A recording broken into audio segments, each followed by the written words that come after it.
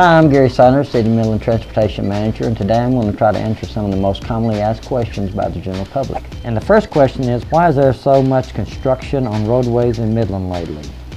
Well, those streets are being redone. There's our Midland Overlay project, which is centered around our arterials, which is the major, carrier streets. Midland Overlay is different than like the old process. Seal coat, a chip seal. That just goes over the existing surface. This removes up to 3 inches of the existing surface, and then we rebuild back to the top, that 3 inches. So that's restabilizing the surface. So it's a much better driving surface, and it's a much better product in regard to breakdown. When it's rebuilt, it stabilizes it, and that's what you're seeing. So when you're driving over it, and I'm sure you've driven over it, it's very smooth. You don't feel the bumps that you normally would feel. So it takes those off, and then the surface is very smooth. The finished product, when it gets done, we're getting a lot of good compliments on it, saying that once they drive on it, they realize how smooth this is. So the inconvenience, hopefully, is well worth it. And the next question is it the city's job to fix Loop 250 and Interstate 20? Those are actually controlled access highways or freeways under the jurisdiction of Texas Department of Transportation, TxDOT. They maintain those, they stripe them, and they fund projects for those roadways.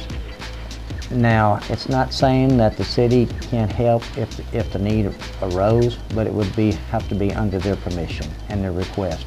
But usually under controlled access, which is Interstate 20, Loop 250, and State Highway 191, those are controlled access highways or freeways, and those are maintained solely by TxDOT.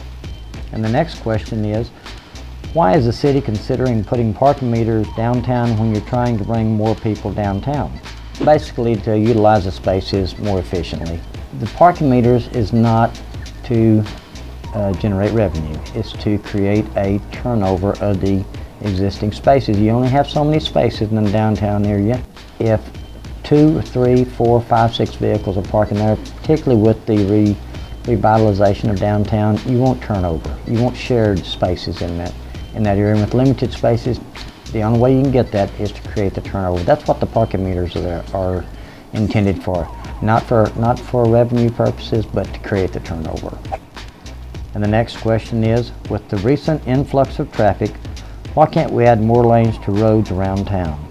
If we want to widen the roadway to get maybe some additional lanes, you got to have that right of way. Some cases we do not. So if the lanes are available, particularly at the intersections, we're looking at maybe adding maybe additional left turn lanes, or if there's room like at the intersection on the corners, we'll look at maybe creating free flow right turn lanes. And that's things that we can do that'll help move traffic through an intersection much better. Thank you for watching, and if you need additional information, you can check out our website or our social media sites.